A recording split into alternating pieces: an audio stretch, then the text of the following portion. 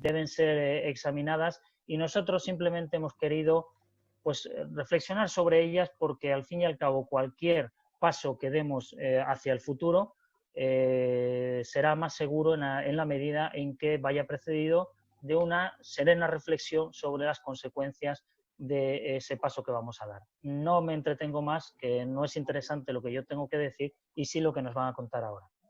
Gracias a todos. Muchísimas gracias, Jorge. Bueno, yo lo primero, que no lo he hecho antes, es presentarme. Yo soy Carlos Viader, soy juez de lo penal en Melilla y actualmente soy miembro del Comité Nacional de Francisco de Vitoria. Bueno, yo quería hacer una breve introducción sobre este tema. La verdad que cuando me ofrecieron moderar este seminario sobre la tecnología y su relación con la justicia, me sentí muy afortunado, porque me parece un tema interesantísimo, porque el binomio tecnología-justicia es muy interesante por peligroso. Efectivamente puede ser una oportunidad, como apuntaba Jorge, porque puede suponer agilizar una justicia que casi todo el mundo considera anticuada, decimonónica, lenta, y una justicia lenta no es justicia. Y se podía ver como una auténtica oportunidad para darle un empuje, para agilizarla. Pero por otra parte se puede ver también como un importante lastre cuando no se hace uso bueno de ella de cara a los derechos de los justiciables. Si por algo se ha caracterizado la justicia en España, yo creo que no ha conocido ninguna otra situación nunca, es por una falta de medios. Medios personales, pero también mucha falta de medios materiales. Y dentro de esa falta de medios materiales, especialmente falta de medios tecnológicos. Y esa escasez de medios se ha puesto muy especialmente de manifiesto durante el tiempo de la pandemia del coronavirus. Desde el Gobierno, tanto al sector público como al sector privado, nos han instado al teletrabajo, a trabajar desde casa para evitar los contagios. Pero claro, esa indicación ha tenido efectos muy diferentes dependiendo de que estemos, por ejemplo, en la agencia tributaria o en la justicia. La justicia tributaria, la gran envidiada de la justicia, ha continuado trabajando con prácticamente normalidad. Yo tengo una amiga inspectora de Hacienda que me comentaba, yo sigo trabajando con total normalidad, lo hacemos todo, casi todo igual. Sin embargo, la justicia, pilar del Estado de Derecho y garante absoluto de los derechos fundamentales, la única garantía al final, ha quedado prácticamente paralizada y quedando reducida en unos servicios muy, muy mínimos.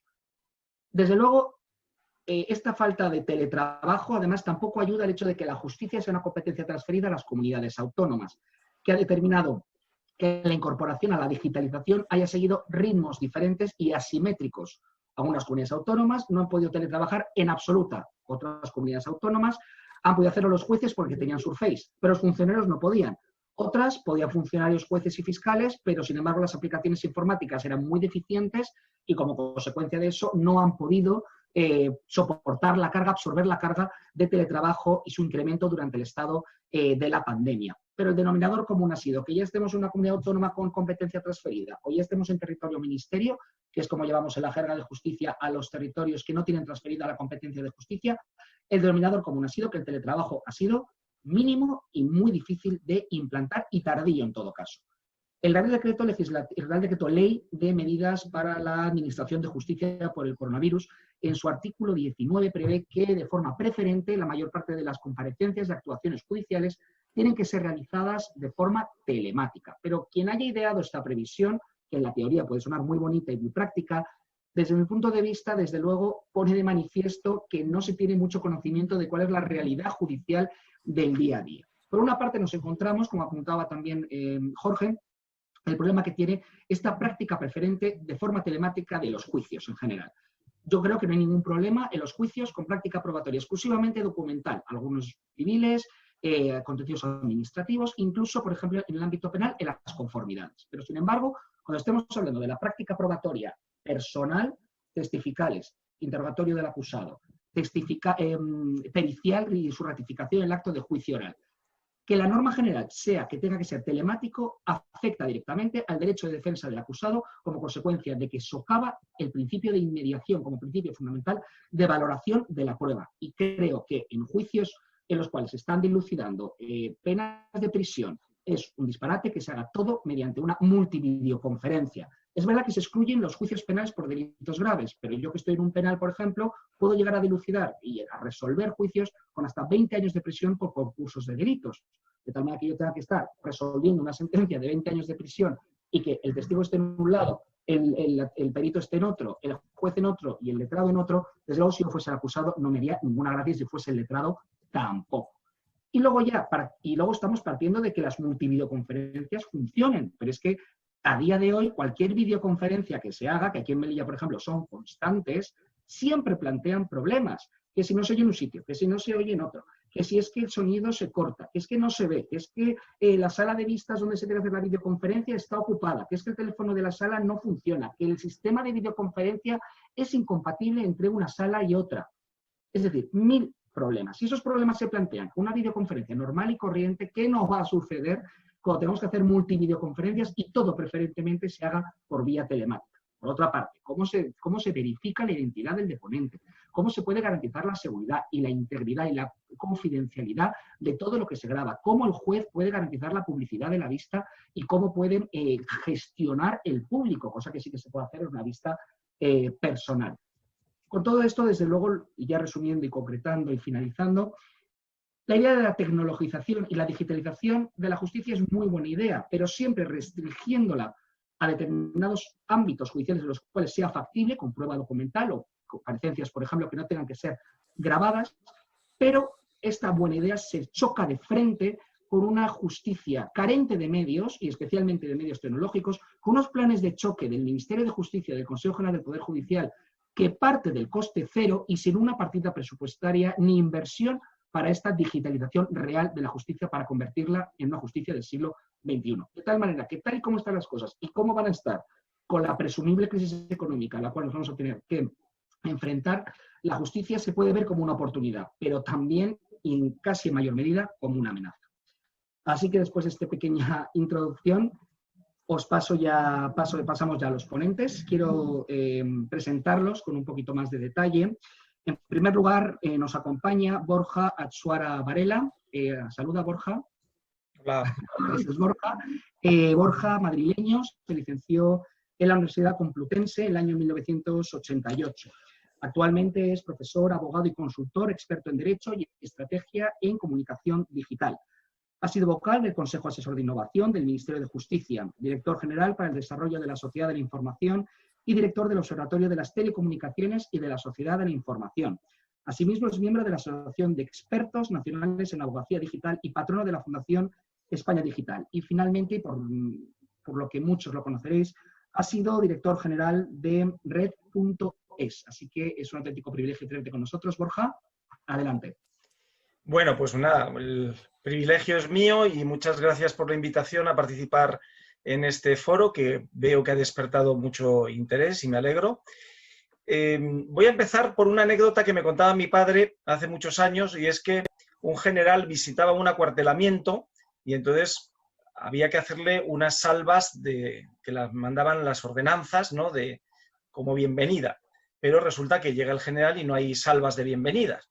Entonces el comandante del puesto se acerca y dice: mi general, lo siento, no hemos podido hacerle las salvas de ordenanza por 3 razones. La primera es que no tenemos cañones. Y dice: pues ahórrese las otras 2, porque ya con la primera razón, si no hay cañones, ¿para qué vamos a seguir hablando? Y esa es un poco la impresión que yo tengo cuando hablamos de la tecnología, no solo en la administración de justicia, sino en otros ámbitos. Casi con la introducción que habéis hecho vosotros, eran las conclusiones. Realmente no vamos a hablar de tecnología, vamos a hablar de medios y de dotación y de inversión. Porque si estuviera ya la tecnología, entonces podríamos pasar a la siguiente pantalla del videojuego, que es, bueno, y ahora ver cómo la usamos para que se pueda utilizar correctamente, con todas las garantías procesales, etc. O para qué cosas utilizamos la tecnología y para qué otras cosas justamente está el ser humano, porque el ser humano aporta cosas que no hace la tecnología. Pero todo lo que se pueda automatizar en procesos, notificaciones, etcétera, pues es una tontería desperdiciar el talento humano para cosas que se pueden automatizar. Justamente hay que reservar el talento y el tiempo de los profesionales de la justicia para las cosas que no se pueden automatizar, ¿no? Ese es mi planteamiento. Pero volviendo al tema que has comentado, Carlos, el Real Decreto Ley de las medidas para la Administración de Justicia durante la pandemia, pues era curioso porque el artículo 19 que has citado sobre la videoconferencia dice, bueno, y preferentemente se usará la videoconferencia allá donde haya. Y dices, sí, claro, nos ha fastidiado, y lo que pasa es que en la mayoría de juzgados no hay. Con lo cual, dices, me recuerda muchas leyes de administración electrónica que después de desarrollar toda la ley en la disposición final o adicional decía, siempre según disponibilidades presupuestarias. Como nunca había disponibilidad presupuestaria, pues nunca se han desarrollado las leyes de administración electrónica. Y en la administración de justicia, que siempre se ha considerado una administración especial, que yo tampoco sé por qué, porque en la parte administrativa es muy parecida a la administración electrónica. Luego, en la función judicial es en lo que es especial, ¿no? Pero en la parte de tramitaciones, de tal, pues es muy parecida. De hecho, incluso el Real Decreto Ley lo que ha hecho es una reforma de la Ley de Administración o de Tecnologías de la Información y la Comunicación aplicadas a la Administración de Justicia para adaptarla a la Ley de Administración Electrónica, que ahora ya está integrada en la Ley de Régimen Jurídico de las Administraciones Públicas o en la Ley de Procedimiento Administrativo Común, ¿no? Bueno, al final, para mí, el tema principal es los medios y luego otra cosa que has dicho, y como yo no soy juez y lo puedo decir, nunca he entendido, y cada año que pasa menos, por qué el Poder Judicial es el único poder del Estado que no es independiente. Que sus medios lo tienen que dotar o el Ministerio o las comunidades autónomas. Y entonces dices, oiga, si el legislativo aprueba su propio presupuesto, tiene los medios, hace la contratación de personal, también define cuáles son los medios tecnológicos que necesita, ¿por qué no puede el Poder Judicial pues, tener la verdadera independencia que todos sabemos, desde que nos vamos de casa, que la verdadera independencia es la económica? Y entonces, cuando ya tienes la independencia económica y puedes hacer un plan tecnológico, uno de oposiciones para personal, otro de edificios, lo que sea, pero ahora todo eso está repartido entre el Ministerio y las comunidades autónomas. Y no quiero entrar en un tema que se ha dicho muchas veces de que el peligro de que al depender las aplicaciones tecnológicas del Ministerio o de las comunidades autónomas, la duda que tenemos de si desde el Ministerio o las comunidades autónomas pueden entrar en las aplicaciones a curiosear, ¿no? Con lo cual dices, bueno, pues ya te echas a temblar, ¿no?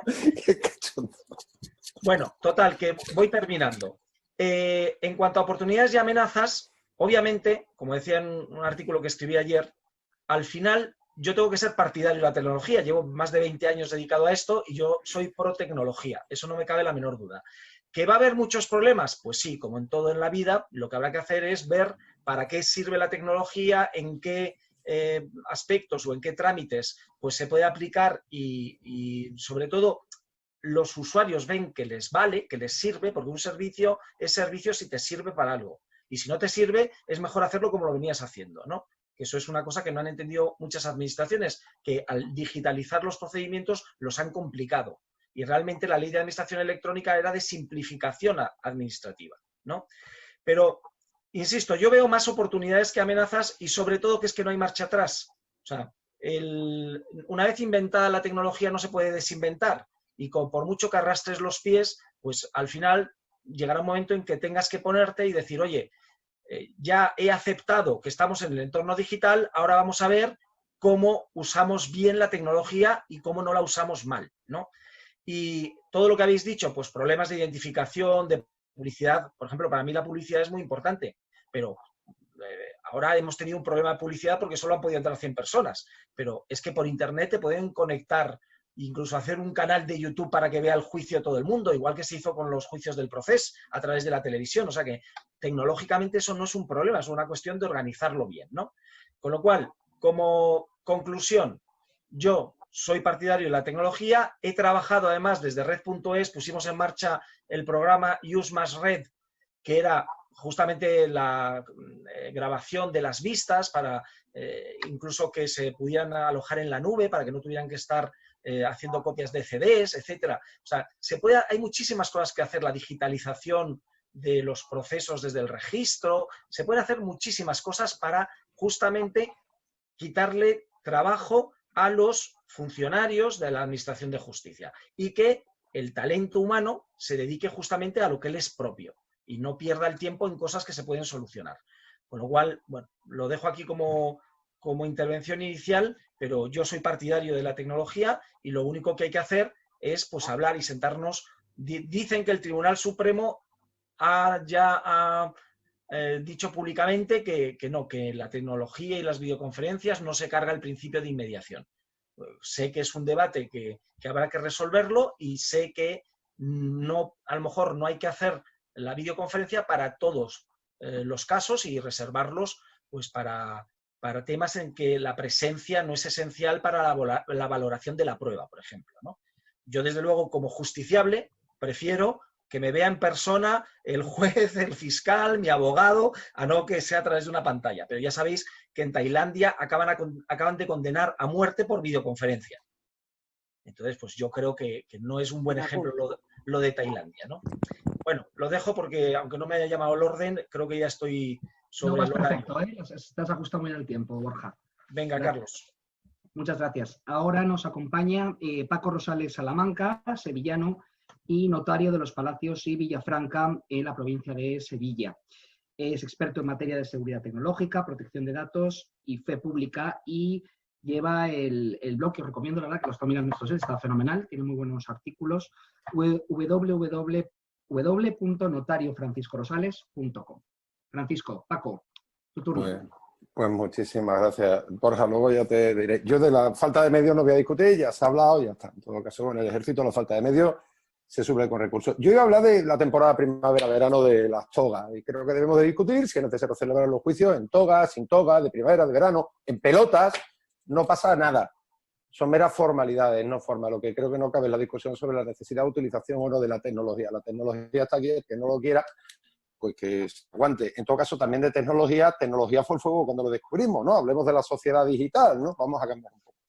Yo, sea como fuere, me gustaría, y escribí hace tiempo un artículo en el que decía que el jurista, el notario del futuro, en realidad podemos hablar de juristas, será un hacker. De hecho, es un hacker. Un hacker es aquel que conoce un sistema operativo hasta tal punto que es capaz de usar el sistema operativo para fines no previstos por el creador del sistema operativo. Venga, voy despacio, que lo he dicho en plan notario. Aquel que conoce un sistema operativo, esto es un ordenamiento jurídico, hasta tal punto que es capaz de usar el sistema operativo, esto es el ordenamiento jurídico, para fines no previstos por el creador del sistema operativo, este es del ordenamiento jurídico. Coño, los notarios inventamos la ley de propiedad horizontal, que se desconoce en Estados Unidos, y no sucede nada. Lo que somos los juristas y lo que son los hackers, y estamos llamados más a entendernos de lo que parece, son especialistas en seguridad, y necesitamos seguridad. ¿Por qué? Pues porque la alternativa a la falta de seguridad es la anarquía, que no el anarquismo, que es una ideología política, y sobre todo la pérdida de derechos y de libertades fundamentales. También en su día escribí que yo era plan de marketing fantástico, de los churriguerescos que hago yo, el notario 3.0. ¿Por qué dije 3.0? Pues porque quedaba molón y porque no sabía escribir el símbolo de más dejado, el infinito, es alt F5, como se escribe. ¿Y por qué escribí eso? Pues porque el derecho lo que regula son relaciones entre personas, eso son relaciones jurídicas, por más que luego vengan en Necerus y toda esa castaña a explicar otras cosas. Y las relaciones hoy en día se desarrollan tanto en un entorno analógico como en un entorno digital, con lo que tenemos una realidad que tenemos que afrontar y cuyos problemas tenemos que resolver.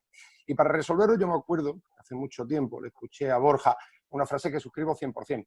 No es necesario crear nuevos conceptos, es necesario conocer verdaderamente los que tenemos. Y conociendo verdaderamente lo que tenemos, aquí que tengo un penalista, pues yo estoy hasta las narices de eso de que es un delito de apropiación indebida al chuparle la wifi al vecino. Bueno, esto Covarrubia en el siglo XVI decía que era el famoso ius usuino qui, y no tiene mayor trascendencia. O bichearle el ordenador al contrario, que sí, que está el 197 del Código Penal creado gracias a la señora Hormigo, pero también puede ser una gestión egotiorum, como la copa de un pino, que los juristas estamos ya, de hecho somos hackers desde el famoso Código de Hammurabi, que sacaron una piedra en la que el rey decía, el que mate a otro, un sisino. Y algún abogado dijo, bueno, pues vamos a analizar. Ya está, no pasa absolutamente nada. Pero sí tenemos nuevos problemas muy severos. Por ejemplo, si el código fuente es o no es ley, lo decía Loren Lessig, code is law. Bueno, pues lo que es cierto es que desde la ley 24/2001, la ley que hay que cumplir, como todos los españoles, dice que los notarios debemos de acceder telemáticamente a los registros de la propiedad antes de firmar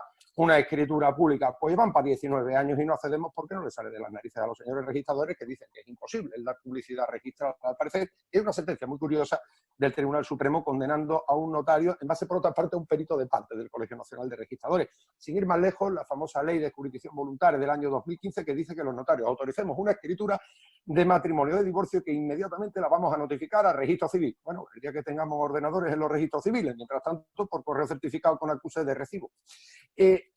Se nos plantean problemas ya no en cuanto al código fuente como fuente del derecho, problemas de competencia territorial. Hoy, sin ir más lejos, estaba diciendo que ya está bien los distintos órdenes jurisdiccionales que lo único que generan es inseguridad jurídica. El derecho es un ordenamiento jurídico, es global, el mundo de Internet es global y los problemas se resuelven globalmente. No como yo soy juez de lo penal, no entiendo de asuntos civiles, o soy de lo laboral, no entiendo de lo contencioso. Pues los problemas se plantean en todos los ámbitos.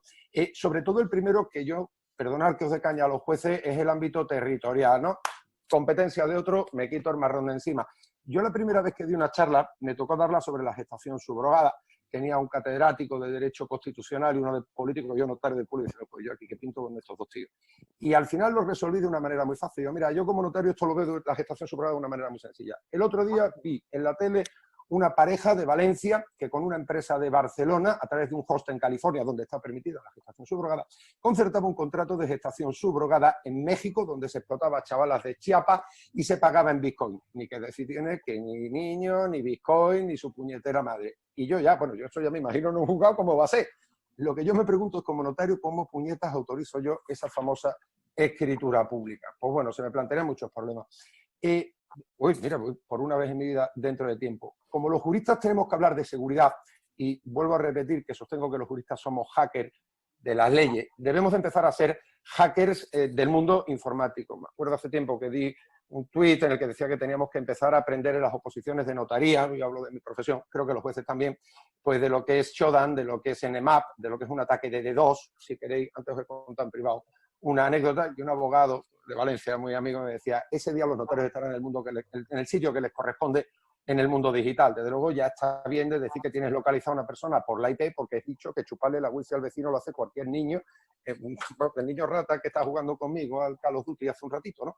Y creo que en eso deberíamos de empezar a distinguir dos conceptos muy importantes sobre los que siempre hablo. Es la seguridad informática y la seguridad de la información. Son dos conceptos distintos que tenemos que empezar a asumir y a exigir. Seguridad informática. La seguridad informática se refiere a sistemas y dispositivos. Y ahí no puedo evitar el recordar a un amigo común de Borja mía, que se llama Richard Stallman, que con un español perfecto y un acento inglés más perfecto todavía, dice, si no eres un usuario, es que eres un uso.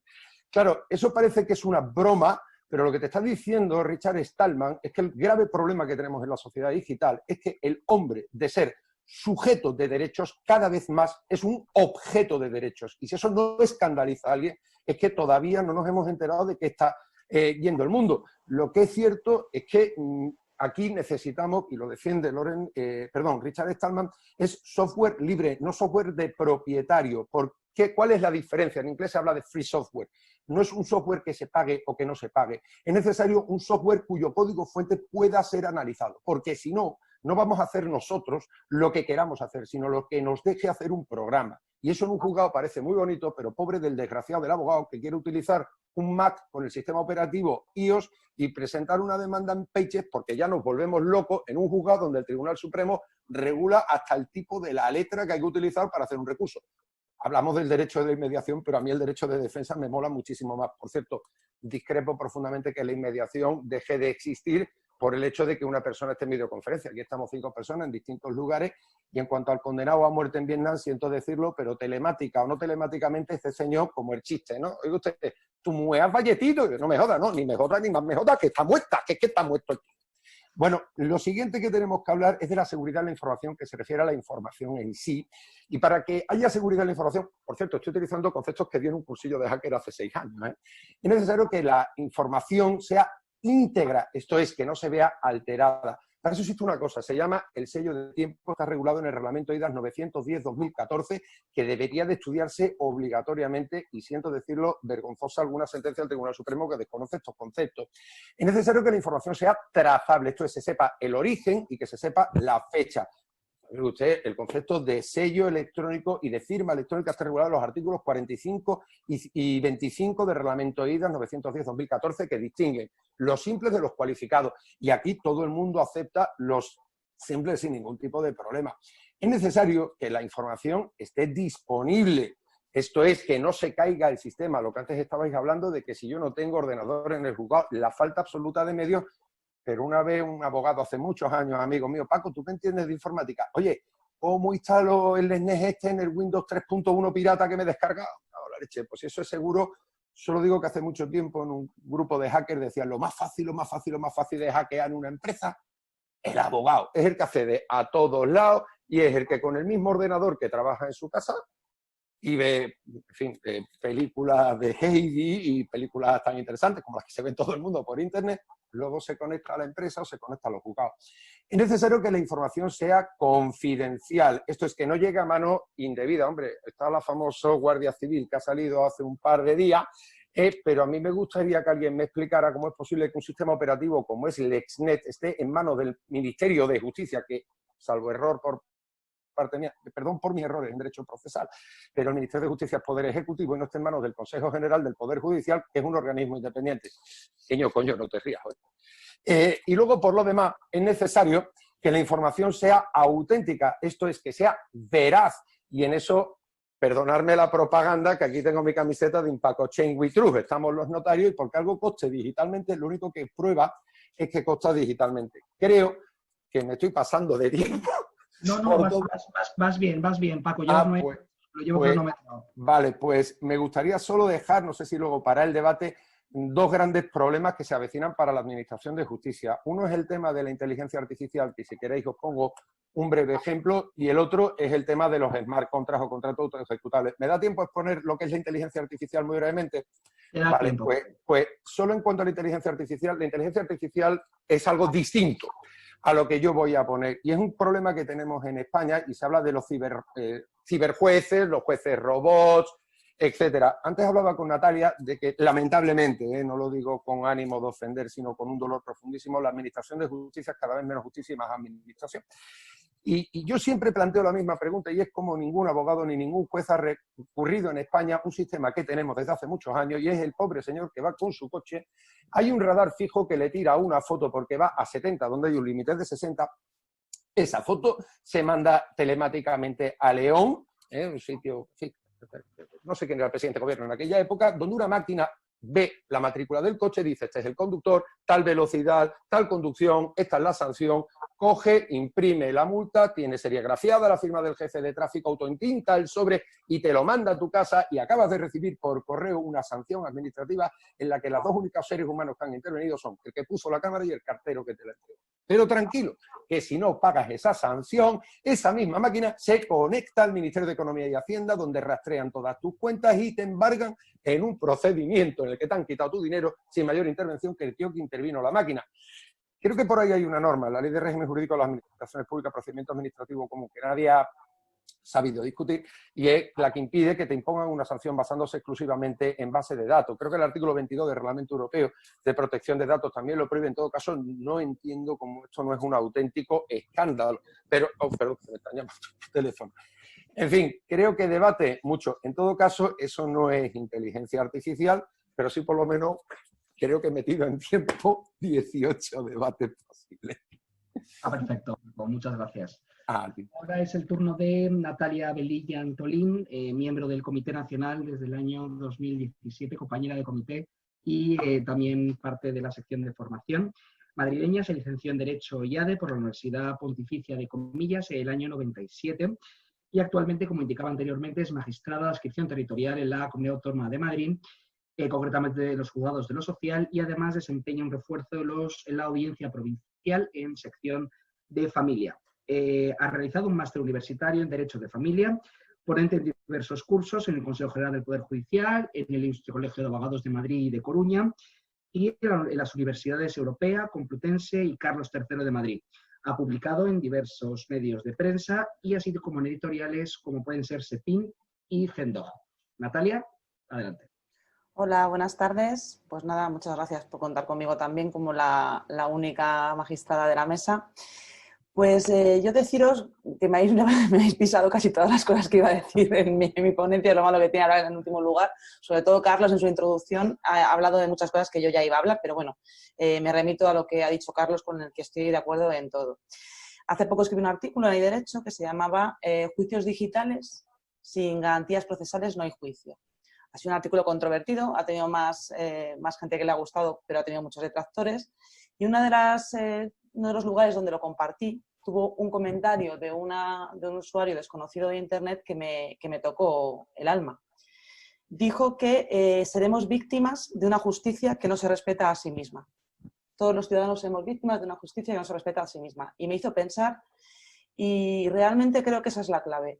No creo que sea una cuestión, como dice Borja, de juicios telemáticos sí, juicios telemáticos no. No es que Natalia Velilla sea una carca arcaica, cavernícola, que no quiera juicios telemáticos. Lo que no quiero es lo que tenemos.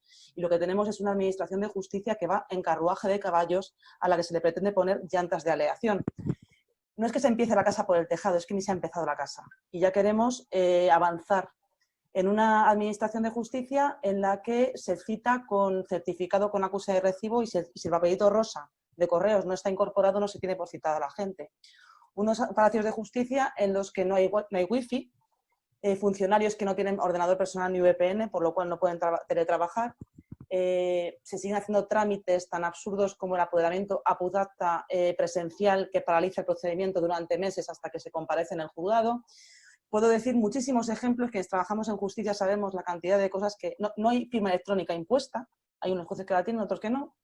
Se sigue citando, como digo, de manera arcaica. Entonces, para llamar a juicio, tú vas al ayuntamiento, coges un número y te sale el display de quién te atiende. Aquí un auxilio sale pegando gritos para llamarte a juicio. Entonces, estamos en una administración de justicia del siglo XIX y pretendemos meternos en el siglo XXI de cabeza, de manera precipitada y de manera poco respetuosa con la administración de justicia. Yo digo, ¿qué es administrar justicia? Administrar justicia es sacar sentencias a cualquier precio, porque entonces, bienvenidos los juicios telemáticos, como sea con Zoom, con WhatsApp o por una llamada de teléfono, que da igual. Si consideramos que administrar justicia es una parte de la democracia, un pilar fundamental de nuestra democracia, una seguridad jurídica de que nuestros derechos van a ser salvaguardados, entonces estamos hablando de una sanidad en la que el médico te examina. Estamos hablando de una educación que además de iPad, el profesor se sienta contigo y te pregunta qué te pasa. Si partimos de la base de que todo puede ser tecnologizado, incluido las emociones de las personas, entonces evidentemente no hablamos de la misma justicia que yo creo que debemos impartir. Entonces, para empezar a valorar un poco cuál es nuestra relación con las tecnologías o con las TIC, porque hablar de nuevas tecnologías en el año 2020 ya es absurdo, aunque seguimos hablando de nuevas tecnologías. Yo califico que los usuarios de las tecnologías se dividen en tres grupos. Por un lado estarían los analfabetos digitales, que en mi profesión hay muchos, son aquellas personas que se jactan de no conocer la tecnología ni querer conocerla, que te miran con condescendencia y altivez y con debilidad por utilizar medios tecnológicos, no como ellos, que lo llevan haciendo así desde hace 20 años o 30, y esto es una maravilla. En el lado contrario tenemos a los fundamentalistas digitales, todo lo contrario. Tú utilizas medios analógicos, yo tengo el reloj sincronizado con el teléfono, que a su vez está sincronizado con mi ordenador, que sube a la nube, que yo todo lo hago tecnológicamente, no como tú, que todavía pierdes el tiempo en ir a la tienda.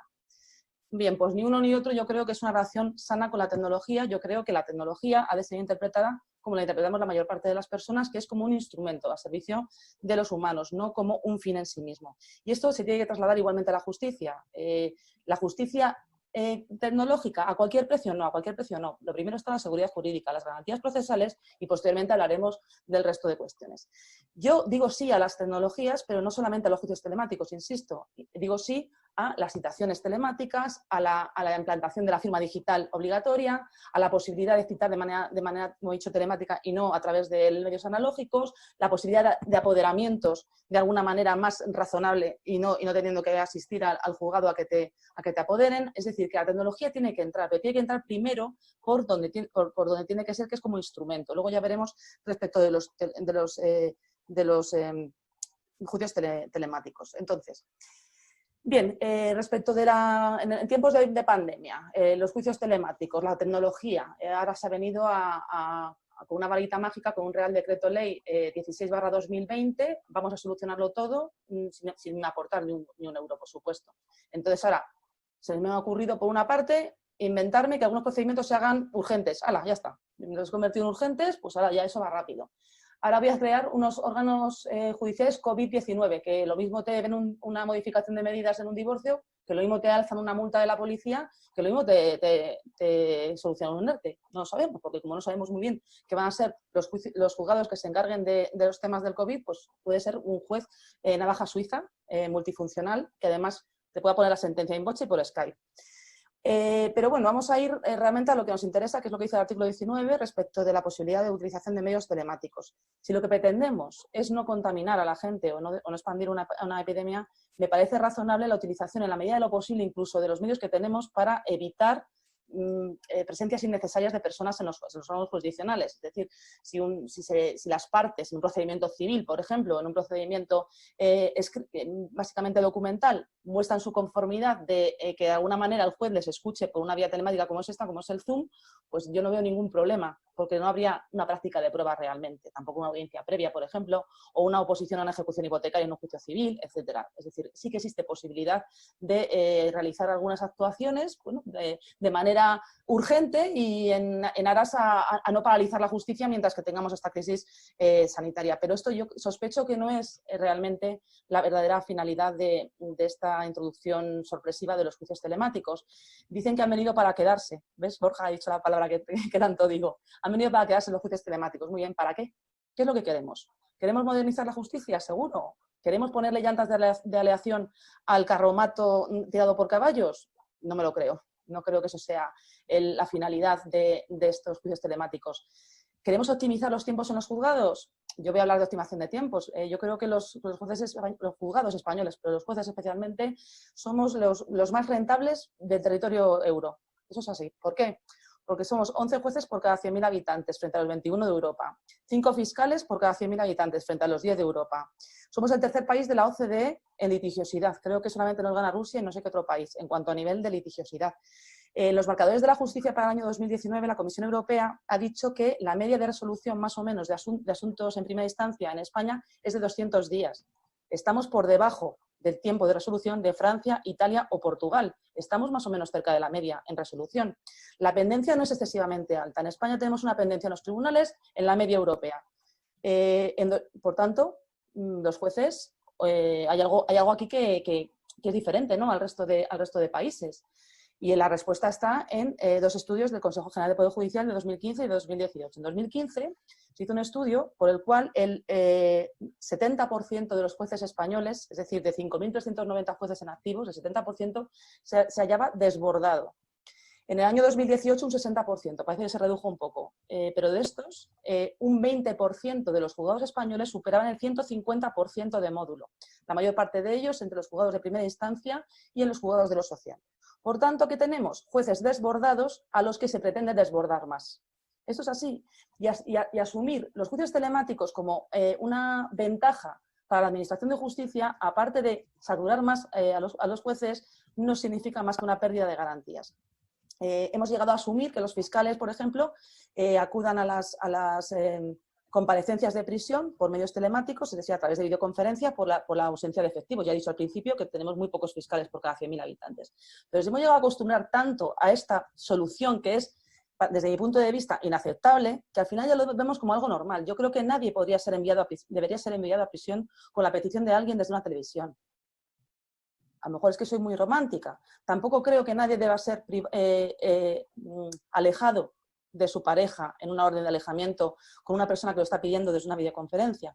Que tengamos que recurrir a estos medios por la falta de dotación de personal, ¿vale?, está ahí, para eso se ha recogido en la ley, pero asumirlo ya como lo normal y lo natural, en vez de demandar que puedan ir los fiscales presencialmente a las guardias, que podamos atender a todos los ciudadanos con todo el tiempo que merecen, yo creo que es una claudicación, sinceramente, el aceptar la tecnología para no exigir una mejora de la calidad de la justicia.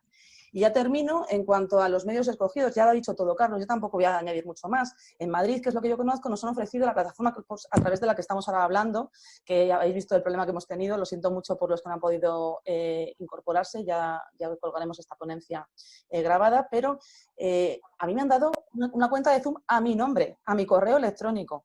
¿Cómo el juez va a convocar a juicio? ¿Qué hacemos con el letrado de la Administración de Justicia? ¿Dónde está? Y con el auxilio, que es el que graba. ¿Qué hacemos con la grabación de los procedimientos? Entonces, honestamente, considero que esto no es que sea un parche, es que es un insulto. Es un insulto lo que se está pretendiendo hacer con los juicios telemáticos. No sé en otros territorios, pero en Madrid es lo que tenemos. Además que, aun en el supuesto de que se autorizase una especie como de licencia nacional respecto de una empresa, esta empresa es una empresa privada que no cuenta con las garantías, como ha dicho antes Paco, de acceso a esos datos. Por otra parte, muy importante, la publicidad de los juicios. La Ley Orgánica del Poder Judicial establece la obligación de que la audiencia sea pública, salvo en casos concretos, como por ejemplo de menores o que el juez así lo determine por estar implicados por cuestiones familiares. La audiencia pública no significa grabar el juicio y difundirlo en streaming o ponerlo en un YouTube. Yo no digo los juicios que son de interés nacional, como haya podido ser el juicio del proceso, pero a mí que una persona sea morosa y porque no paga, o si ha perdido su empleo, o si ha tenido algún problema con su vecino, no creo que le interese, no creo que sea de interés general como para que esté colgado en YouTube. Aparte de que no olvidemos que esas personas grabadas no han dado su consentimiento para ser grabadas, no les queda más remedio que ser grabadas, porque la manera de documentar los juicios es a través de una grabación. Se está difundiendo a través de una plataforma en streaming su imagen, sus datos, su testimonio, sin poder negarse a ello. Entonces, la audiencia pública es poder entrar en un juicio y no te dejan grabar. Así que no nos llevemos a engaño con el tema de la audiencia. Y, por supuesto, estas plataformas tampoco te garantizan, como dice Paco, la integridad del juicio. ¿Qué pasa si un testigo que está deponiendo un juicio está siendo muy desfavorable a uno de los abogados que lo ha propuesto? Puede desconectarse y decir que no le llega bien la señal. ¿Qué pasa? Y aquí, pues, el juicio nulo. Parece una tontería, pero esto puede pasar. Entonces, lo que tendría que arbitrarse es algún tipo de instrumento nacional público del Ministerio de Justicia en el que se garantiza de alguna manera tanto la identidad de los comparecientes como la integridad de lo que se está realizando.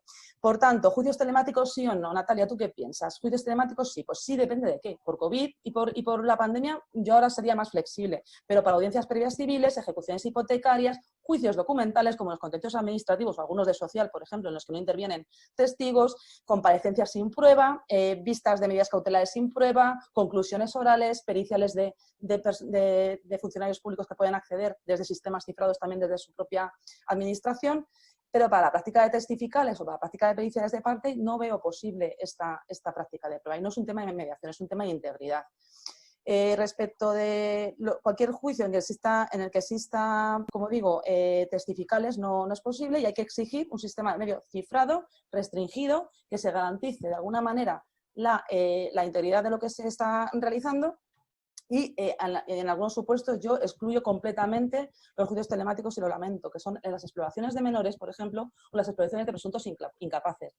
No hay que ser jurista para entender que una cosa es ser testigo o ser interrogado y otra cosa es exploración. La exploración es más que escuchar. La exploración es examinar, es el ver a esa persona en qué circunstancias se encuentra. ¿Cómo vas a saber si una persona ha sido internada en una residencia de manera correcta si no vas a la residencia? No sabes en qué circunstancias está o cómo se encuentra. Y a un menor, por supuesto, tampoco le puedes explorar en presencia de sus padres en su casa. Su testimonio nunca va a ser lo suficientemente válido. Aparte de que yo creo que en determinadas circunstancias hay que dar el lado humano a determinadas personas y como sucede, por ejemplo, en el ámbito penal. Que yo lo excluyo en todo caso la posibilidad de un juicio telemático y no porque lo diga yo, es que lo dice la Sala Segunda del Tribunal Supremo, ya ha anulado juicios por la falta de mediación y porque yo creo que no es de recibo que una persona sea enviada a prisión por un busto parlante. Hasta aquí he terminado, Carlos, creo. Muchas gracias, Natalia. Perfecto.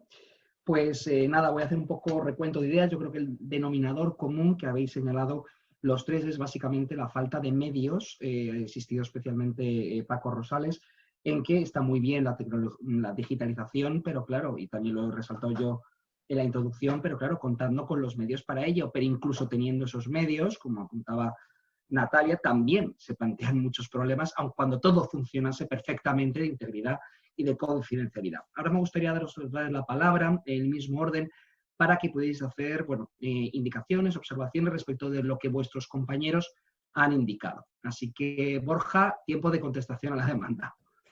Bueno, a ver, puede parecer, con la venia, puede parecer que estamos en desacuerdo y yo creo que no, que somos muy complementarias las visiones que hemos aportado, porque, por ejemplo, a alguien le puede parecer que Natalia, que hace muchas críticas, está en contra de la tecnología y no he conocido a una magistrada que esté más a favor de la tecnología. Lo que pasa que, bueno, pues es un poco Pepito Grillo, ya la conocemos, y le gusta hacer críticas constructivas, pero para que funcionen. O sea, yo sí distingo la gente que se opone a la tecnología y que la usa obligado, y la gente que está en el entorno digital y que quiere utilizar bien la tecnología para lo que es adecuado, ¿no? Y entonces, sí me gustaría distinguir, porque aunque ella ha hablado, vamos a hacer dos etapas distintas. Una es la etapa que estamos viviendo ahora, que es de la pandemia, donde todos de la noche a la mañana, en todos los ámbitos, en el teletrabajo, en la administración, en las empresas, en la educación, en la sanidad, de repente hemos tenido que tirarnos de cabeza a la inmersión digital con lo que teníamos puesto, y a veces mucha gente sin nada, y han tenido que adaptarse en las empresas, en la administración, con lo que había, ¿no? Y luego ya hay que empezar a levantar la cabeza en esta etapa de desconfinamiento y decir, oye, ¿y a partir de ahora qué? ¿Cómo va a ser el teletrabajo? ¿Cómo va a ser la educación? ¿Cómo va a ser la sanidad?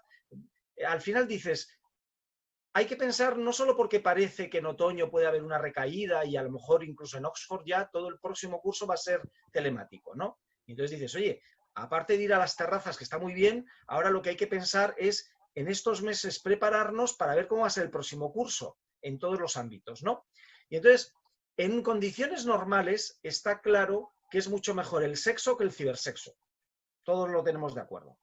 Ahora, en esta época que hemos pasado de pandemia, donde los novios algunos estaban separados y no podían verse, pues bueno, pues se conectaban por videoconferencia, no sé si tenían cibersexo, pero por lo menos se hacían cariñitos, ¿no? Y eso, pues mira, menos da una piedra. Con lo cual, muchas veces, en vez de comparar lo tecnológico con lo presencial, que es mucho mejor lo presencial, es comparar lo tecnológico con la nada, porque lo presencial no es posible.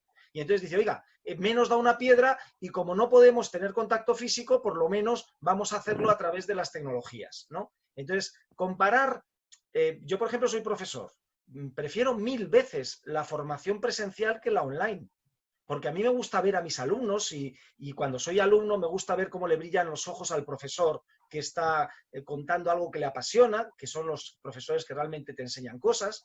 Pero bueno, pues dices, es que hay mucha gente que no va a tener la ocasión de verte presencialmente y puede asistir a una clase tuya por las tecnologías. Y dice, pues bueno, pues no es que sea un mal menor, es un bien mayor respecto a la nada, ¿no? Y tenemos que tener en cuenta eso. Pero quiero, para no extenderme mucho, un concepto del que Natalia y yo hemos hablado alguna vez y que yo creo que sería muy aplicable ahora a la justicia, a la administración de justicia, justamente tomando como referencia lo que ha pasado en la sanidad en la pandemia.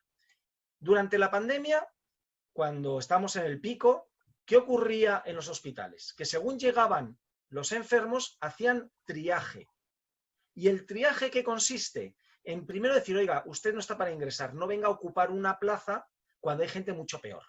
Y luego los que estaban mal veían si tenían COVID o eran otras patologías y tenían dos lados totalmente diferenciados en el hospital, ¿no? El circuito sucio de COVID y el circuito que no estaban contagiados, ¿no? Bien, lo que yo digo, y creo que en esto Natalia y muchos jueces están de acuerdo, es que estamos utilizando horas de cirujanos en curar sarampiones o catarros.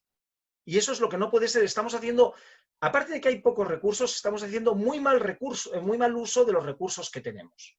Y había cosas que no deberían llegar nunca a los tribunales. Y que alguien en la puerta tendría que hacer el triaje.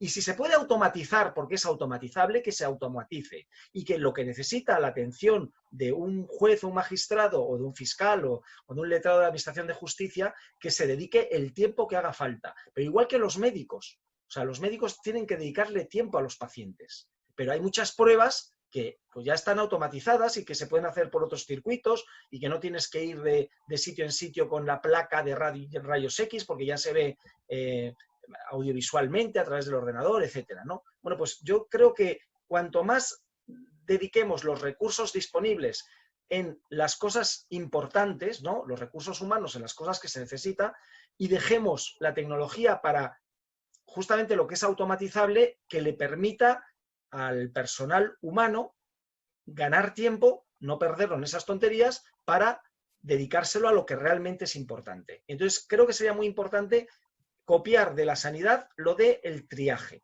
Y luego, Igual que en sanidad, pues tú quieres que te vea tu médico, igual que en educación tú quieres ver al profesor y yo quiero ver a mis alumnos, pues me parece que si no hay unas circunstancias extraordinarias, el acto supremo de administrar justicia debería ser presencial.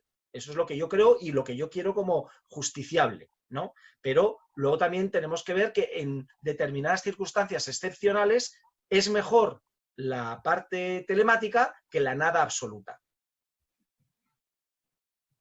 Y me quedo ahí. Vale. Gracias, Borja. Paco, tu turno. Oye, yo solo un momento, como se dice, se puede saludar a mi amigo Ramón Rey, que dice que no hay una camiseta de Paco Chain. Aquí está, ¿eh? De Paco Chain We Trust. Vamos a ver, en cuanto al triaje, Borja, yo lo tengo muy claro. Es un triaje que existía muy antiguo, que lo aplicó mi padre, mi abuelo y mucha gente. Carlos, corta que tú eres del penal. La gofeta, mano abierta de toda la vida de Dios, arregla muchísimos problemas y evita muchos conflictos. Yo me gustaría, iba a decir muchas cosas, pero me he quedado con dos. Una, que no sé si Borja o Natalia lo habéis dicho, los que se oponen a la tecnología. Yo creo que en materia de tecnología hay dos tipos de personas. Los que se oponen a la tecnología, los que están a favor de la tecnología y sobre todo los que se oponen a la tecnología son ese grupo de personas completamente adictas a la tecnología que no son conscientes de hasta qué punto están cediendo sus datos. Yo me harto reír con mi padre, que es el mejor notario que he conocido en todos los días de mi vida, tiene 82 años, se opone a todos los cacharros del demonio y es un auténtico adicto al WhatsApp, con lo que el señor Mark Zuckerberg pues lo sabe todo, y como estaba ese chiste del niño que le decías a Obama, dice, mi papá dice que tú lo sabes todo, y Obama le decía, ¿y quién te ha dicho que es tu padre? Yo iba a decir muchas cosas, pero me he quedado mucho con una interviniente, está el chat divertidísimo, lo he leído, increíble la multitarea que tengo, y es con Luna Taboada, he dicho, voy a cambiar todo lo que voy a decir por ti, porque exigía a Luna, que no tengo el gusto de conocerla, la necesidad de verdaderos profesionales que se ocupen del tema. No, ni de coña, no quiero ningún informático metiendo las zarpas en el mundo de la justicia. Los que marcamos las normas somos los juristas y obedecemos al principio de ley. Y los informáticos van a hacer lo que digamos nosotros, como digamos nosotros y en la forma que digamos nosotros. Porque si no, lo que vamos a hacer nosotros es lo que nos digan los informáticos. Y estoy hasta las mismas narices de escuchar a informáticos el decirme esto no se puede. Cuña publicitaria, porque si yo no hablo de mi suegra, hablo de Ancer y no me quedo tranquilo. Hace un año, yo pedí a Ancer el poder operar y trabajar desde mi casa y manejar el ordenador. Por acuerdo del Consejo General del Notariado, no podemos los notarios conectarnos a los ordenadores. La capacidad normativa del Consejo General del Notariado, de la que me acabo de enterar ahora mismo, una puñetera corporación de derecho público que está sujeto al imperio de la ley, lo mismo que el Consejo General del Poder Judicial. Lo que es curioso que ahora con el coronavirus nos han metido el TeamViewer. Puñeta, yo fui el que instaló el TeamViewer oponiéndome al acuerdo del Consejo. Lo siento, José Luis, sí, he incumplido tus órdenes, que por otra parte no me has dado por escrito y no se publican en el SIC, sino en el Boletín Oficial del Estado. Monté el TeamViewer y un amigo mío, Wimmel, es hacker y puedo decir, él dice, Paco, no seas gilipollas, no se te ocurra poner el TeamViewer que te hackean de arriba abajo. No tiene el código fuente que ajustarse a las normas que digamos los juristas. Y si la ley, por ejemplo, dice que cuando yo voy a constituir una sociedad puedo pedir hasta 5 reservas de denominación en el registro mercantil, no es razonable que el informático del registro mercantil me diga que 3 porque el programa lo impide. No. Como decía, nuevamente cito a Loren Lessig, la gran ventaja que tiene la tecnología es que por primera vez en la historia de la humanidad el ser humano controla todo el proceso desde el principio hasta el fin. Él ponía el ejemplo del que se quejaba de que su perro había muerto entre terribles sufrimientos por comer plantas venenosas. Decía, ¿por qué plantas venenosas?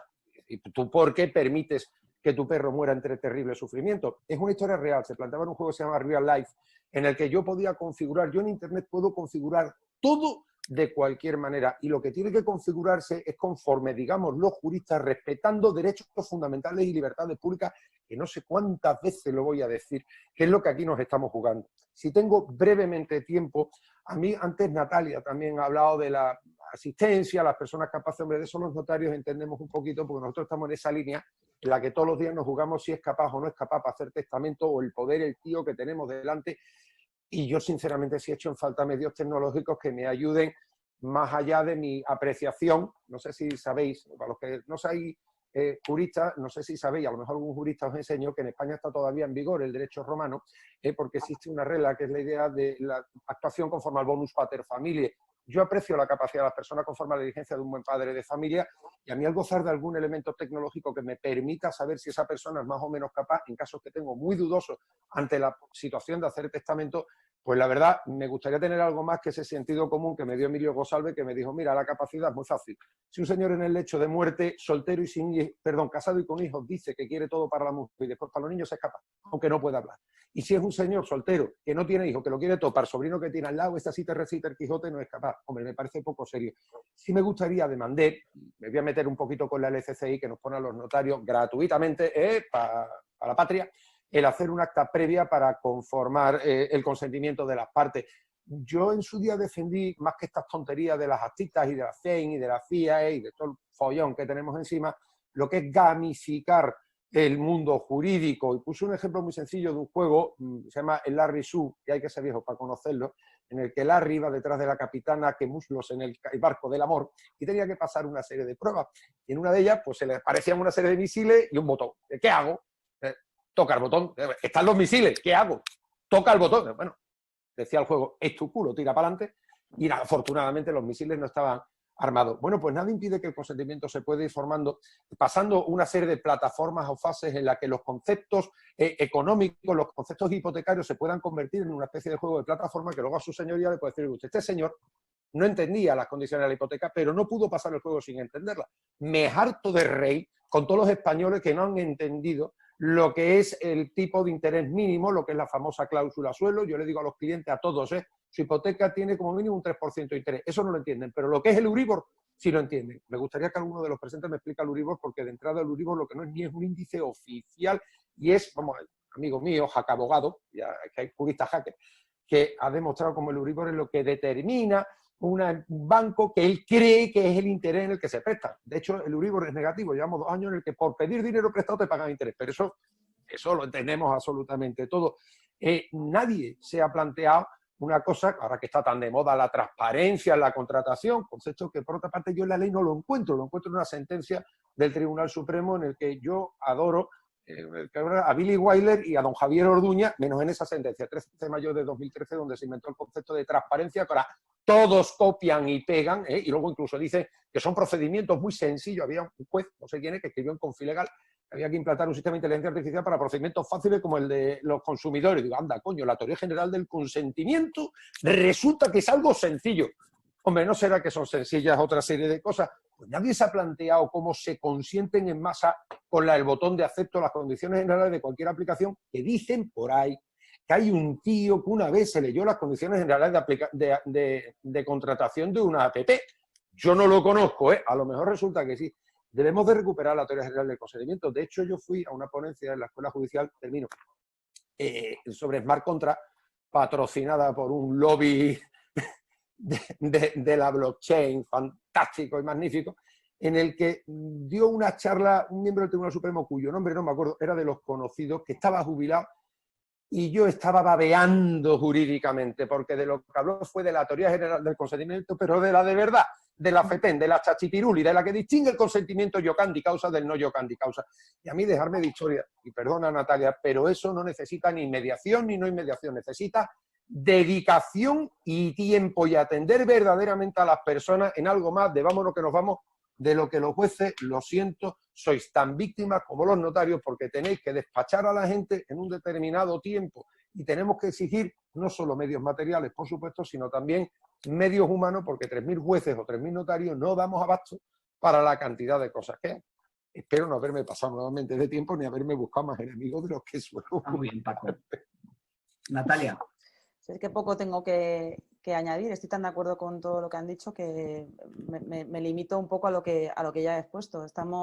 Yo creo que yo confío en la sociedad y yo creo que estamos ahora mismo en medio de un cambio y ahora nos vamos al extremo y cuando empiecen los juicios boomerang, es decir, todos los juicios celebrados ahora con Zoom, con Skype, que luego los vuelva de arriba todos nulos, entonces a lo mejor nos centramos y empezamos a ver las cosas como tienen que ser. Entonces, es que todo pasa por lo mismo. tenemos leyes que no dan abasto con la situación actual. Estás hablando de cosas, Paco, hablemos nosotros, por ejemplo, los que están vinculados con el tema de las nuevas tecnologías a nivel jurídico, habléis de cosas que muchos jueces desconocemos porque no nos llega a los tribunales. Pero es que lo más grave es que incluso la legislación penal, la ley de enjuiciamiento criminal, está pensada para el delito físico. Ahora mismo, la inmensa mayoría de los delitos se cometen de manera impune porque se realizan en espacios que no son de jurisdicción española y es lo que más mueve dinero y es donde se está produciendo toda la criminalidad realmente. ¿De qué sirve, por ejemplo, hacer una gran redada para coger a un señor que tiene un montón de contenido pornográfico en su ordenador cuando ese contenido se está produciendo en Tailandia? Entonces, partiendo de la base de que nuestras leyes son totalmente insuficientes y los medios son del siglo XIX, que conducimos coches de caballos, como digo, que a veces están cojos y se rompen las ruedas, hablar de estas cuestiones y encima que los juristas seamos los primeros que comulguemos con ruedas de molino. Yo creo que por nuestra propia implicación con la sociedad, los jueces tenemos ganas de sacar todo el trabajo que se nos viene encima, todo lo que se ha producido con el COVID, realmente nos sentimos muy concernidos con la cantidad de gente que se está quedando sin sentencias porque los vemos esos divorcios que nos están celebrando, esos niños que no están viendo a sus padres, gente que ha sido despedida y no puedes ver si realmente ha sido bien despedida, y a veces nos cegamos y queremos hacer las cosas lo mejor posible sin darnos cuenta de que estamos vendiendo la justicia realmente. No podemos aceptar cualquier cosa sin seguridad jurídica y sin garantías procesales, sin principio de defensa, la posibilidad de la reserva. Decía alguien en el chat, ¿cómo se garantiza la entrevista reservada del abogado con el detenido?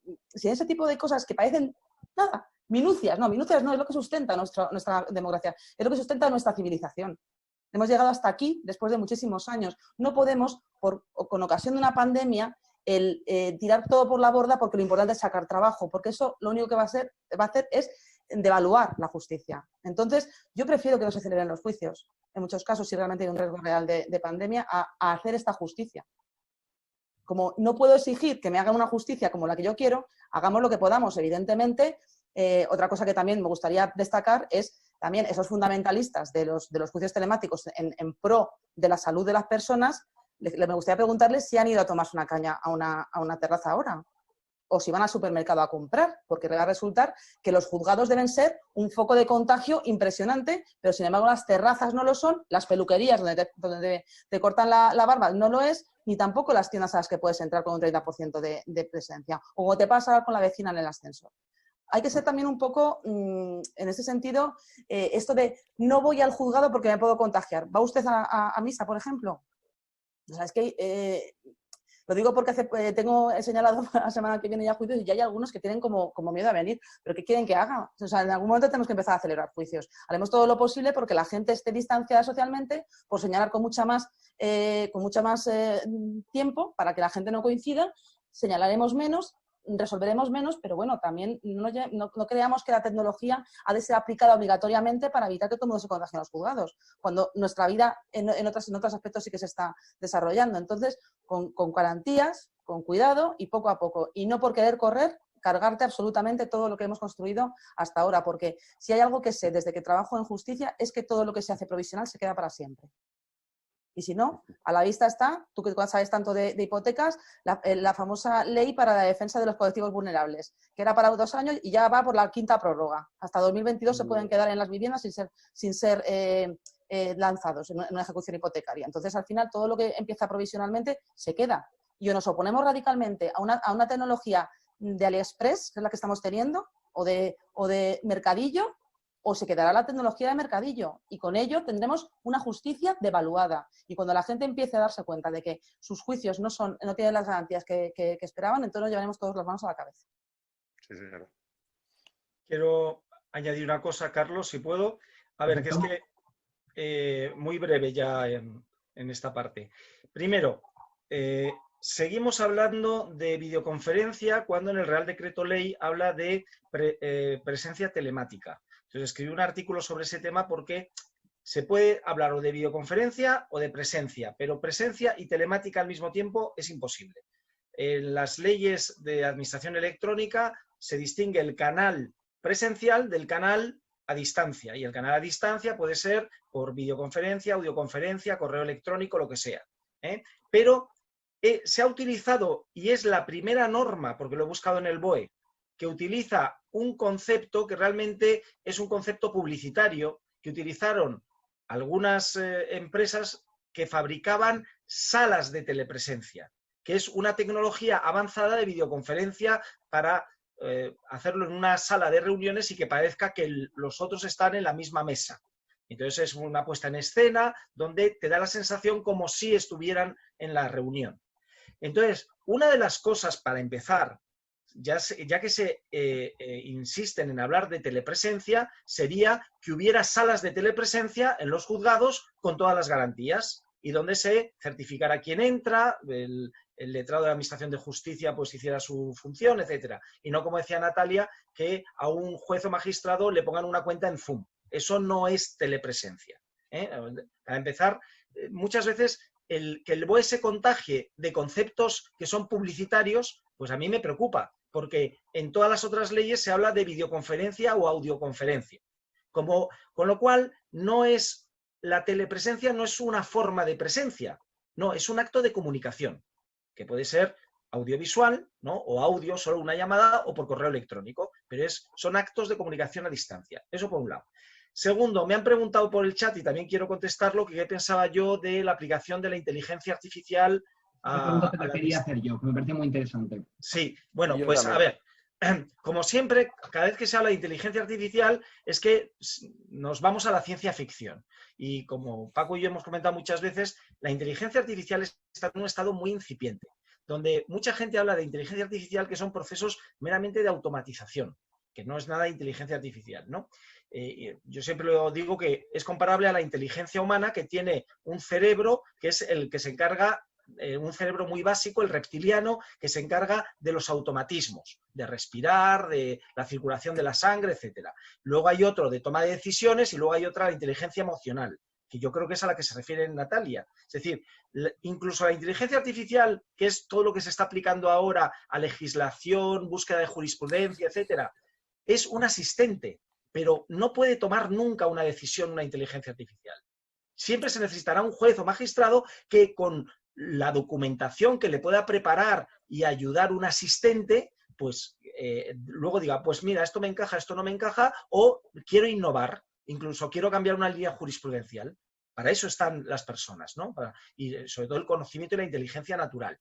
Porque la inteligencia artificial solo te dice el estado de la cuestión con toda la ingesta de documentación que se le ha hecho, de legislación, de jurisprudencia, etcétera. Te dice cómo está hasta ahora, pero si tú quieres innovar, pues te tendrás que separar. Y eso vale tanto para los jueces como para los abogados. Los buenos abogados, ¿en qué nos diferenciaremos? En que sepamos darle la vuelta a un caso. Porque para hacer corta y pega de lo que ya han hecho otros, para eso no se necesita el talento humano, para eso ya lo hace la máquina, ¿no?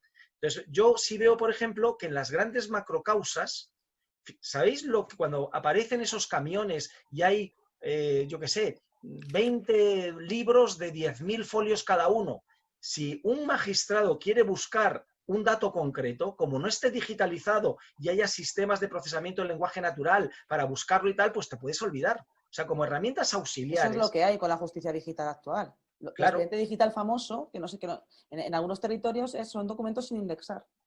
Por eso, y entonces lo que hay que buscar es cómo herramientas inteligentes pueden ayudar como asistentes a la función de administrar justicia del juez. Eso es lo que hay que hacerlo.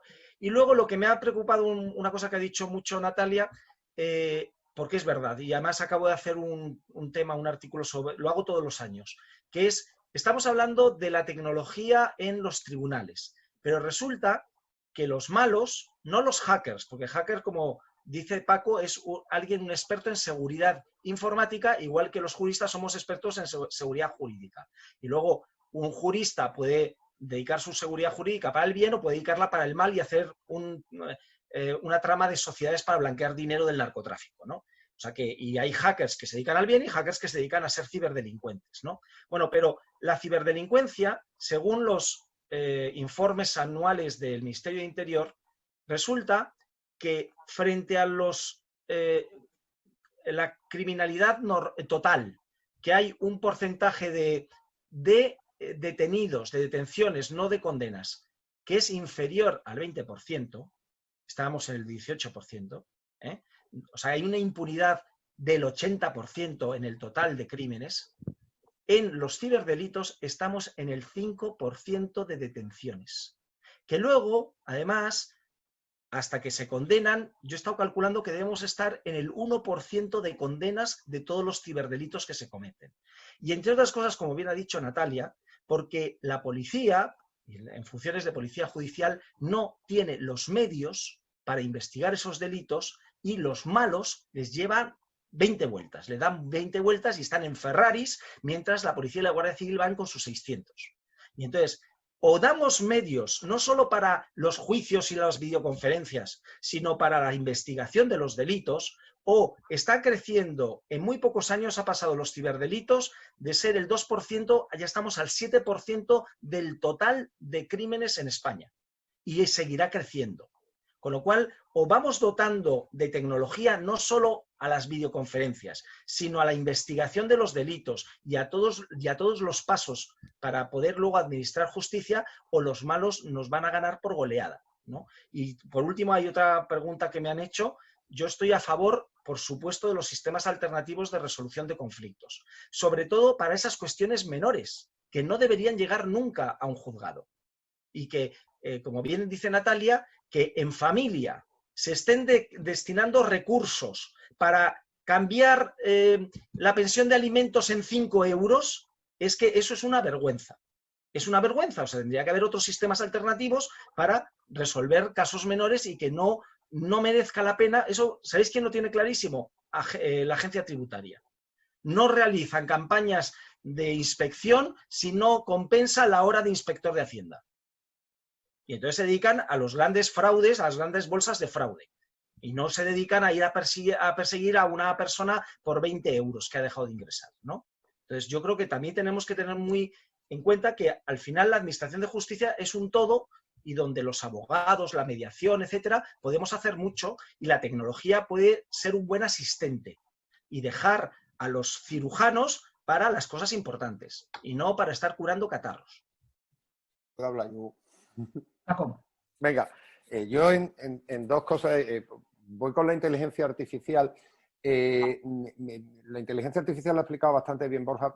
Añado solo una cosa, y cuando nos presentaron el sistema Watson de IBM, nos explicaron cómo cualquier médico, para leer lo que se publica en un solo día sobre su especialidad médica, necesita una semana. Claro, ese imbécil no sabía lo que era leerse el boletín oficial del Estado. Eso sí que es aterrador, los millones de páginas que publica.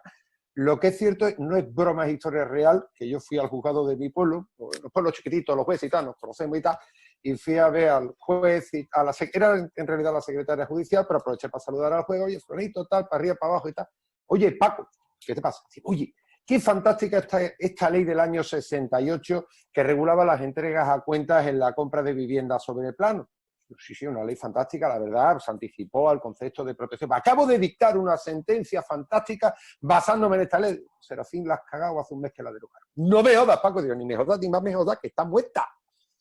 El problema es que, como antes, no sé si en público o en privado decía, citado a don Carlos Carnicer, la ignorancia de la ley exime de su cumplimiento. Es completamente imposible que un juez se conozca todas las normas jurídicas, toda la jurisprudencia aplicable al caso, y una inteligencia artificial sí te puede ayudar a saber cuál es la norma, cuál es la jurisprudencia asistente al caso. Voy a hacer publicidad de mi pueblo, de Sevilla. Andalucía Legal Innovation es una empresa que se lee el CENDOG y que tiene la capacidad, el CENDOG no le deja, de poder indexar todo el CENDOG, y si subieran al CENDOG la sentencia, incluso te podría anticipar por juzgado las posibilidades de éxito o de fracaso, porque los jueces, que son humanos, generalmente los mismos asuntos suelen resolver de la misma manera, entre otras cosas no porque sean humanos, sino porque normalmente no cambian de criterio de un día para otro. Pero solo brevemente, antes habéis puesto una idea que es la telepresencia, y yo aquí he venido a hablar de moda y de mi libro y de mi condición de notario. Vamos a ver, señores, necesitáis telepresencia, necesitáis medios tecnológicos, necesitáis la Biblia en pasta. Hasta 1861, que fue antes de ayer, ya que hablamos de tecnología, ya habían inventado el fuego y la rueda. La fe pública judicial y la extrajudicial era exactamente lo mismo. Entre un notario y un letrado de la Administración de Justicia, como diríamos en Andalucía, los dos somos mártires de la fe, no mártires del compás. Y nosotros tenemos una red privada virtual llevada por la Agencia Notarial de Certificación, que es un prestador de servicios de certificación cualificado conforme al reglamento IDAS, que puede facilitar firma electrónica a todo el mundo. Es cuestión de querer celebrar tratos. Y si queréis tener salas de videopresencia, tenéis 3.000 notarías repartidos por pueblo. Me lo sé de mis concursos. Aliaga, Yerbe, Bande, Belpuc. Pueblos que no conoce absolutamente nadie. Mi padre, primer destino, Melgar de Fernamental, un pueblo precioso. Mi padre siempre decía que había 2 estaciones, la de invierno y la de ferrocarril. Y ahí tenéis los notarías a vuestra disposición para daros medios tecnológicos a poco que quiera haber una voluntad en el Ministerio de Justicia de poder integrarse. Lo que es verdaderamente vergonzoso es que yo tuve un asunto en el que, brevemente, una empresa de Barcelona, otra vez con un pobre valenciano, pues a través de un apoderado de Valencia, actuando como mandatario verbal de un señor de Avilés, le daba un préstamo de 12.000 euros a una señora que confesaba haber recibido 6.000 euros. Eso en mi pueblo tiene un nombre, se llama usura, pero usura de la mala. Usura es obtener dinero del interés y ya está bien de defender la ley de Azcárate, que no es sino fruto de la despenalización de la usura. Yo, por supuesto, de la despenalización de la usura como delito. Bueno, yo, por supuesto, denuncié al órgano centralizado de prevención de blanqueo de capitales y aunque no lo tenía muy claro, lo que sí que tenía claro es que ahí había una estafa como la copa de un pino. Me tuve que molestar en hacer una denuncia a la Fiscalía de Valencia, donde además me ayudó mucho, tenía ciertos contactos. Pero lo que tuvo que hacer Paco Rosales es trincar su amotillo desde Alcalá de Guadaira, tirarse a 2 hermanas por verse loco, buscando 2 hermanas, donde un pobre fiscal en una mesa, la habitación sí tenía 5 metros cuadrados, era grande, y el fiscal, no me acuerdo del nombre, pero medía 2,5 metros, casi el 50% de la habitación era el pobre fiscal, delante de un ordenador, que esto era de las pantallas de tubo de estas antiguas, que era más grande casi que el fiscal, le tomó declaración, me ayudó, y cuando llegó todo al juzgado de Valencia dijeron esto se archiva porque no tiene nada. Y se salvó la señora porque aquel día Paco Rosales no tenía nada mejor que hacer y dijo, mire señora, se lo voy a explicar. No tengo nada mejor que hacer que permitirme el lujo de estar toda la mañana hasta que usted no firme este disparate, porque si aquí convertimos el interés y la cantidad reconocida en TAE, usted está pagando un TAE del 400%. No existe comunicación entre los notarios y la Administración de Justicia. Y los notarios, decía Mezquita del Cacho, tenemos un lema que se llama a puerta de notaría abierta, puerta de juzgado cerrado. Nuestro trabajo está en mandaros a todos los jueces al paro. Os queremos mandar al paro no por nada, no porque tengamos nada en contra de los jueces, como es lógico, sino porque estamos para dar seguridad preventiva, para evitar ese litigio, para que todos esos asuntos no lleguen a los juzgados. Estamos dispuestos a colaborar con la Administración de Justicia y me consta, porque tengo muy buenos amigos, jueces y fiscales, que la Administración de Justicia está dispuesta a hacerlo. Lo que resulta intolerable es que tanto los representantes del Consejo General del Notariado anden pensando en las cosas en las que piensan, ya me he metido con ellos, no los voy a volver a hacer más, como los representantes del independiente Consejo General del Poder Judicial me han dicho que no diga nada de ninguno de sus miembros, así que hola Lespe, ¿qué tal? How are you? Ya me queda hablar de mi sogra Borja. Se pongan a trabajar. Ahora, no nos quejemos de que no hay medios, aprovechemos los que tenemos. Que entiendo que el que hablemos los notarios y los jueces es, de verdad, mezclar el derecho notarial y el derecho procesal, pero no olvidéis una cosa que es muy importante, y es que tanto el derecho notarial como el derecho procesal no son derechos, es pura burocracia. El derecho se ocupa de las relaciones entre personas, y lo siento decir, recuerdo a mi amiga Susana Gilbert, el único derecho que existe es el derecho civil, que trata de las relaciones entre personas. Carlos, lo siento, el derecho penal es como el de los veterinarios, trata de relaciones con animales, por más que intentéis reconducir a un animal en ser humano. Gracias, Paco. Ya vamos a tener que ir acabando. Natalia, ¿quieres aportar ya algo más? Si hay alguna pregunta que quieran hacer, yo encantada de contestar. Es que tenemos que ir acabando. Han preguntado la inteligencia artificial, que me parecía muy interesante, y luego han hecho bastante mención al tema del triaje, que un poco cómo se articularía. Eso es un tema bastante interesante, pero claro, también veo que apuntan en el chat la problemática que eso tendría como limitación del derecho a la acción y del derecho a la tutela judicial efectiva. Lo que pasa es que yo creo que es otro derecho hipertrofiado. Sí. El derecho a la tutela judicial efectiva es un derecho hipertrofiado. También hay derecho a la sanidad, ¿no? Y derecho a la vida. O sea, me refiero, vamos a ver, la cuestión está en que no puede ser...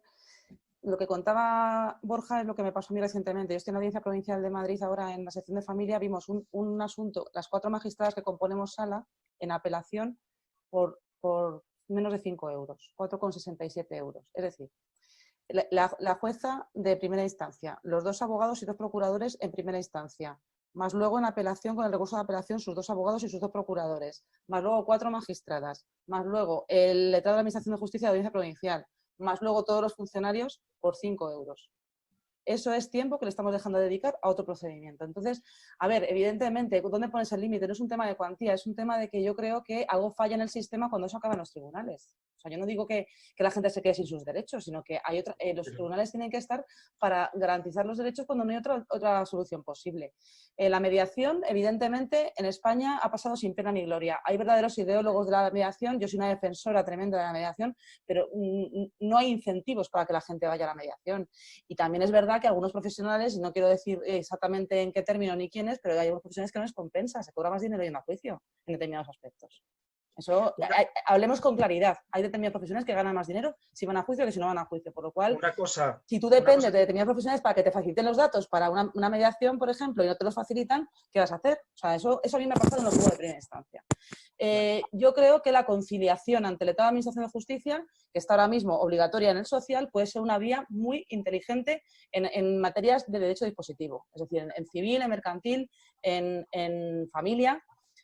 Por supuesto, valorando, poniendo en valor a los letrados de Administración de Justicia y pagándoles más, porque esa es otra cuestión. El letrado de Administración de Justicia es una especie como de funcionario ahí al que se le van dando cada vez más competencias y que tampoco se le valora como se le merecía. Y es un técnico de Grupo A, licenciado en Derecho, como lo somos los jueces y los fiscales, y los notarios. O sea que yo creo que en ese sentido sí que se debería implementar una conciliación previa y con consecuencias ante la no comparecencia o ante el mantenimiento de la misma pretensión luego en el juicio.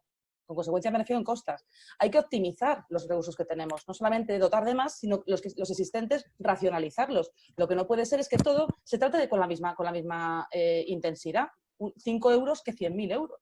O una familia por una mochila, que yo tenía una familia que todos los septiembre presentaba ejecución de título familiar, de familia, para que le pagara la mochila el padre a la madre porque era un gasto extraordinario, en el mismo lugar que una abuela que no veía a sus nietos cuando por sentencia tenía obligación la madre de presentárselos. Esto no se puede tratar de manera igual.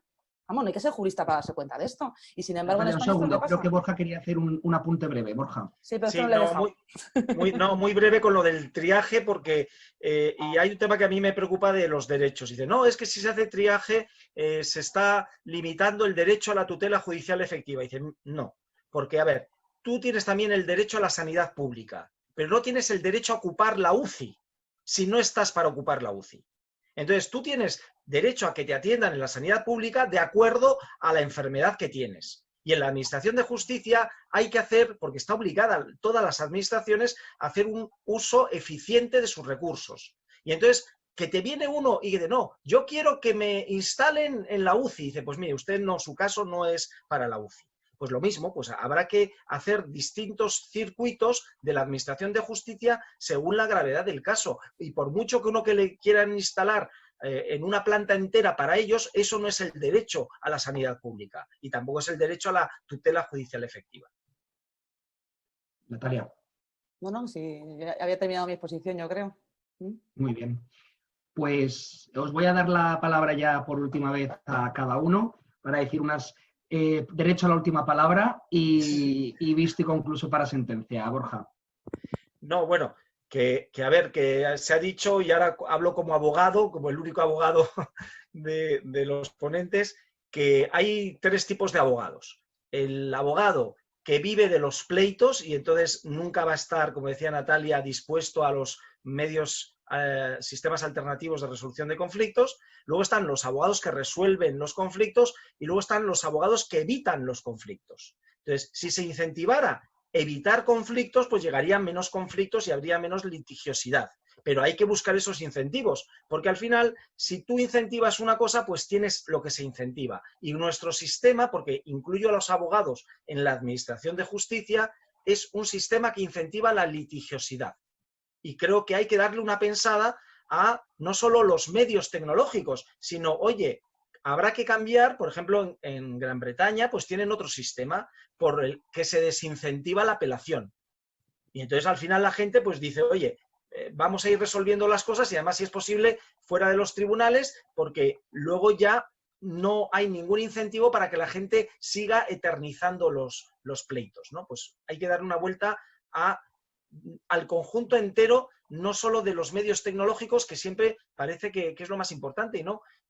Acabo con una frase que me hizo famoso cuando hablo de administración electrónica. Si tienes una caca y la digitalizas, tienes una caca digital. Entonces, hay que aprovechar los procesos de transformación digital para que no sea una caca y mejorar antes de la digitalización toda la organización, los flujos de trabajo, las cuestiones organizativas, las independencias de medios de la Administración de Justicia. Paco. Pues el resumen mío es muy sencillo. Estamos en un mundo digital, es la realidad, es la que nos rodea y lo que no podemos es ni ignorarlo ni quedarnos independientes como si, indiferentes frente a él como si esto no fuera con nosotros. Tenemos, me decía, me acuerdo del difunto Joaquín Lanza, que fue preparador mío, me acuerdo que estaba con un cigarrito fumándose con un cáncer terminal poco antes de suspenderme a mí, oposiciones a notaría.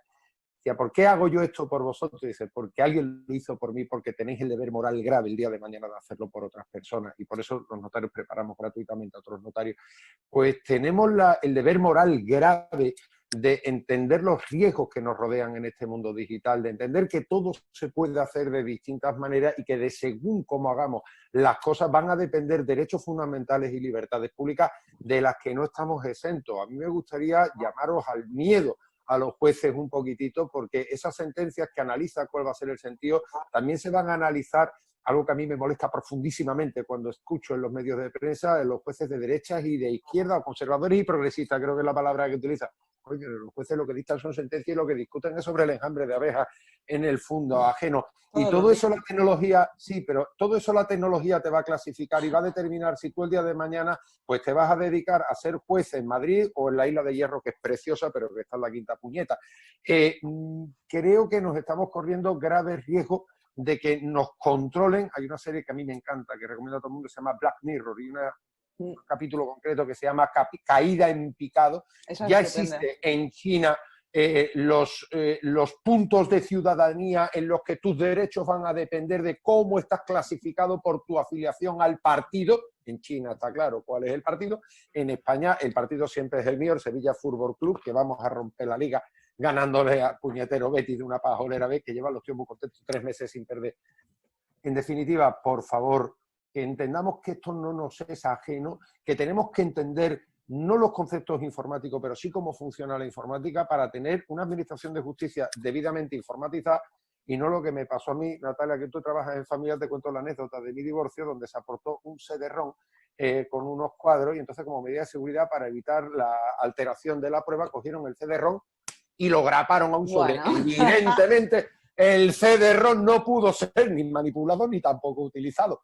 Hombre, esos son conceptos muy menores, pero ¿cómo funciona el SNES? ¿Dónde está metido el SNES? ¿Qué software estamos utilizando? ¿Cuáles son las conexiones? Me harto de reír del teletrabajo de los jueces. ¿Os ponen a vosotros, los ministerios de justicia, un ordenador o trabajáis con el mismo ordenador con el que vuestros niños ven películas de Heidi? Es lo que ven los niños de 16 años, ¿no?